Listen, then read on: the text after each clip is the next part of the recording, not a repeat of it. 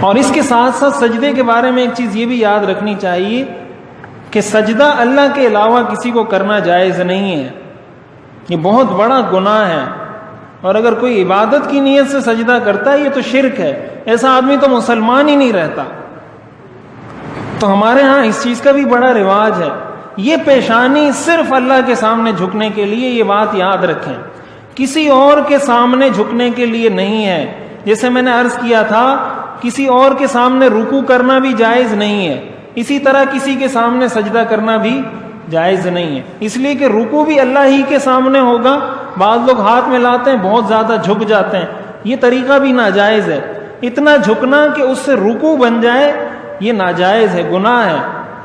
اسی طرح سجدہ کرنا غیر اللہ کے سامنے، چاہے وہ کوئی پیر ہو، کوئی ولی ہو، کوئی فقیر ہو، کوئی نبی ہو، کوئی پیغمبر ہو، کسی کے سامنے سجدہ کرنے کی اجازت نہیں ہے۔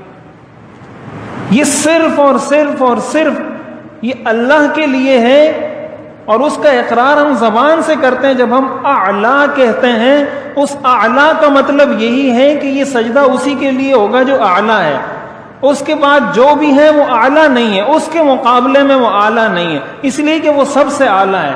تو جو سب سے اعلیٰ ہے سجدہ اسی کے سامنے ہوگا، اور کسی کے سامنے سجدہ کرنا جائز نہیں۔ یہ ہمارے ہاں یہ بڑا عجیب، بسا اوقات ایسی ویڈیوز آتی ہیں، کوئی پیر صاحب بیٹھے ہوئے ہیں، لوگ آ کے اس کی ٹانگوں میں سجدہ کر رہے ہیں، کوئی اپنے آپ کو یعنی برائے نام ولی اللہ، ایسا شخص کبھی ولی اللہ نہیں ہو سکتا جو دوسرے لوگوں سے اپنے قدموں میں سجدے کروائے۔